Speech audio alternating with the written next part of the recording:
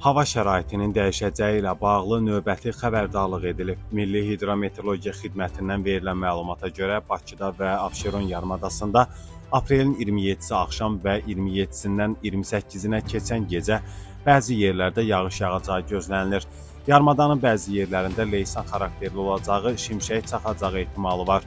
Havanın temperaturu ötən günlərlə müqayisədə tədricən 5-8 dərəcə aşağı enəcək.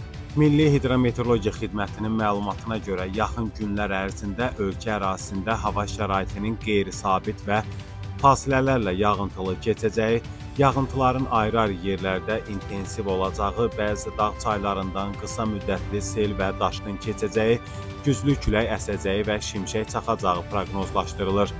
Qeyd olunanlarla bağlı Fövqəladə Hallar Nazirliyi əhaliyə müraciət edərək müvafiq təhlükəsizlik qaydalarına riayət etməyə çağırır.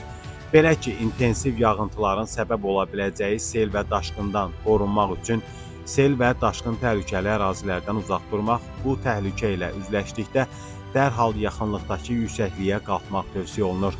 Həmçinin güclü külək zamanı yüngül konstruksiyalı və müvəqqəti tikililərdən, bina və reklam lövhələrindən uzaq durmaq, elektrik dirəyi və naqillərin hündür ağacların altında dayanmamaq tövsiyə olunur.